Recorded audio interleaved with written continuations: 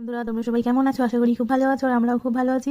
আর বন্ধুরা শীত তো পড়েই গেছে, আর শীত মানেই বুঝতে পারছো নানা রকম পিঠে পুলি, নানা রকম খাবার দাবার বানানো। তো আমি আজকে তোমাদের একটা পিঠে রেসিপি নিয়ে চলে এসেছি তোমাদের সামনে। তো পুরো ভিডিওটা তোমরা দেখতে থাকো।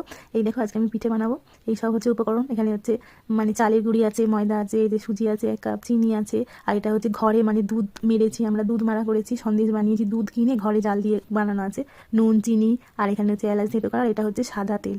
তো এই দিয়ে আমি আজকে বানাবো পাটিসাপটা। তো তোমরা পুরো ভিডিওটা দেখতে থাকো। আর এই দেখো তেল ব্রাশ করার জন্য সহজ পদ্ধতি হচ্ছে বেগুনের বোটা। এই দিয়ে আমি তেল ব্রাশ করবো। তো তোমরা পুরো ভিডিওটা দেখতে থাকো। তা আমি প্রথমে একটা পাত্র নিয়ে নিয়েছি, এটার মধ্যে আমি সব উপকরণগুলো দিয়ে ভালো করে মেখে নেব। ব্যাটার বানিয়ে নেবো পাটিসাপটার জন্য। ব্যাটারটা এমন করে বানাবো, পাতলাও খুব না আবার খুব মোটাও না, তাহলে পিঠে ভালো হবে না। আর আমি এরকম একটা কাপ নিয়েছি বন্ধুরা, এই দেখো ওই কাপটা। আর তোমরা সব কিছু পরিমাপ একটা কাপ নেবে, কাপে পরিমাপটা যদি সব জিনিস ভালো করে দেওয়া হয়, পরিমাপ যদি ভালো হয়, তাহলে তোমার পিঠেটাও দেখবে খুব সুন্দর হবে। আর আমি এরকম একটা চালনি নিয়েছি, এই দেখো সব একে একে ময়দা দিয়েছি প্রথমে, এবার চালের গুঁড়ি ওই কাপের ইয়েতে দিয়ে একে একে চেলে চেলে নিচ্ছি। দেখো যদি কোনো কিছু থাকে বেরিয়ে যাবে। দেখো এগুলো বেরিয়ে গেছে আমার। ময়দা, চালের গুঁড়ি নিয়ে এবার সুজি দিয়ে দেবো আমি। সুজিটা চালার কিছু নেই, এটা হচ্ছে প্যাকেট সুজি, তো চালতে হয় না। এই দেখুন সুজিটা দিয়ে দিলাম, 1 কাপ সুজি দিয়েছি। আর একটু লবণ দিয়ে দিলাম। আর আমি এর মধ্যে দিয়ে দেবো চিনি, তারপরে ওই যে এলাচ যেটা আমি থেতো করে রেখেছিলাম। চিনি একটু বেশি পরিমাণেই দেবো বন্ধুরা, কেননা পাটিসাপটা একটু মিষ্টি মিষ্টি না হলে ভালো লাগে না পিঠেটা। আর এই এলাচগুলো আমি থেতো করে রেখেছিলাম, এগুলো দিয়ে দিলাম। এলাচটা দিলে না খুব সুন্দর একটা পিঠেটা গন্ধ হয়, খেতেও ভালো লাগে। আমি এই উপকরণগুলো সবগুলো ভালোভাবে মিশিয়ে নিচ্ছি, এই দেখো ভালো করে উপকরণগুলো মিশিয়ে নেব। আর বন্ধুরা পিঠে বানানোর আগে তোমাদের আমি একটা কথাই বলবো, যে এইভাবে যদি ভালো করে উপকরণগুলো অনেকক্ষণ থেকে মেশানো হয়, তারপর জল দিয়ে তুমি আস্তে আস্তে ঠেসা হয়, পিঠেটা কিন্তু খুব সুন্দর হয়। আর ফলেও উপকরণগুলো ভালোভাবে মিশে যায়, আর পিঠেটাও সুন্দর হয়। দেখো আমি একটু একটু করে জল দিয়ে পিঠেটা প্রথমে আঠা মাখার মতো ঠেসে ঠেসে, যেমন মাখে সেরকম করবো, তারপরে ওটা আমি ব্যাটার বানাবো আস্তে আস্তে। এই দেখো আমি কিন্তু অনেকক্ষণ ধরে ঠেসেছিলাম, তোমরাও ভালোভাবে ঠেসবে, দেখবে পিঠেটাও ভালো হবে। আর তোমাদের এই শীতকালে কার কার বাড়িতে পিঠে হচ্ছে, তো অবশ্যই কমেন্ট করো। আমাদের তো অনেকবার হয়ে গেছে, আর আমাদের ছোটো ফ্যামিলি বন্ধুরা, অল্প করে করলেই হয়ে যায়, বেশি আমাদের লাগে না। আর দেখো এইভাবে ভালো করে মেখে নেবে, দিয়ে আমি জল দিয়ে এবার এটা একটা ব্যাটার বানিয়ে নেব। দেখো এই ব্যাটারটাই হবে না, এটা মোটা, আরও জল দিতে হবে এতে। আর এই যে খিচগুলো আছে এগুলো ভালো করে আমি করে দিই, কোনো খিচ থাকলে কিন্তু হবে না সুন্দর। দেখো আর আমি এরকম একটা চাটু হাতা নিয়ে নিয়েছি, পাটিসাপটাটা গোল করার জন্য আমার এই চাটু হাতাটাই যথেষ্ট, আমার আর কিছু লাগবে না। তোমরা দেখতে থাকো। এটাকে এইভাবে ফেটে নেবে, ব্যাস যে বরফের মতো ওই যে উঠছে ওইগুলো, সাদা জলের ওইগুলো সুন্দর ওটা হয়েছে ফাটাটা, সেটা বুঝবে, কেননা এটা শাশুড়িদের কাছ থেকে শোনা। এই দেখো আমি তাওয়া বসিয়ে দিয়েছি। আর আমার তেল ব্রাশ করার জন্য তো এই দেখো বেগুনের বটা, খুব সুন্দর ব্রাশ। কার কার এরকম কারা কারা এইভাবে এই ব্রাশগুলো ব্যবহার করো বেগুনের বটা, অবশ্যই কিন্তু কমেন্ট করে জানাই আমায়। এই দেখো চারিদিকটা ভালো করে ব্রাশ করে নিতে হবে। আর তোমাদেরকে আরেকটা কথা বলি, এই পিঠেটা কিন্তু বেশি জালেও ভালো হবে না, পুড়ে যাবে।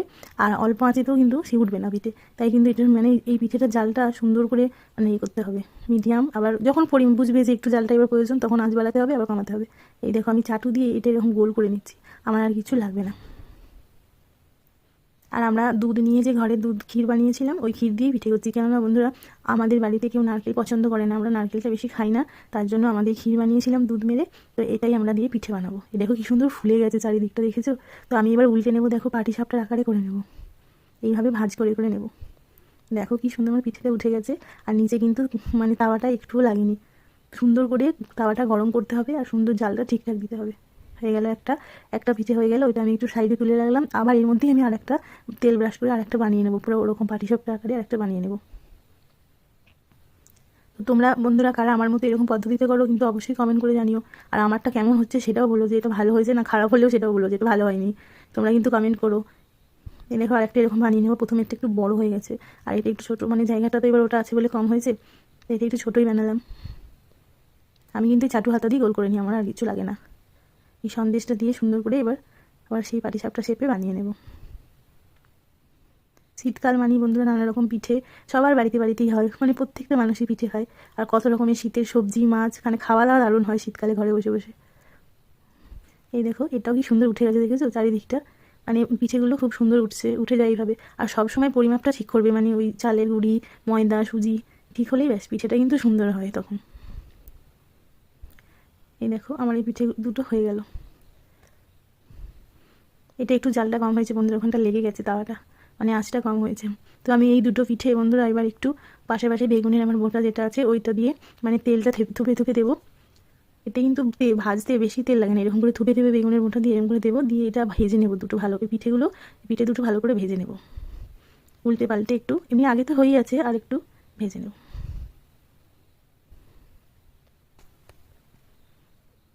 তো এই দেখো আমার এই দুটো পিঠে প্রায় হয়ে গেছে, আমি এবার এগুলো দেখুন নামিয়েছি। এইভাবে বন্ধুরা আমরা সব পিঠেগুলো ভেজে নেব। এই দেখো কতগুলো পিঠে হয়েছে। তো আমার এই ভিডিওটা কেমন হয়েছে তোমরা কিন্তু অবশ্যই লাইক কমেন্ট শেয়ার ফলো করো, আর আমার পাশে থেকো বন্ধুরা। এই দেখো পিঠেগুলো কি সুন্দর হয়েছে, খুব ভালো লাগে আমার এরকম মানে পিঠে দেখতে। তো আমার কিন্তু কেমন হয়েছে জানিয়ে অবশ্যই, আর এখানেই ভিডিওটা শেষ করলাম। তো অনেক অনেক ধন্যবাদ আমার এই ভিডিওটা দেখার জন্য। তো চলো টাটা।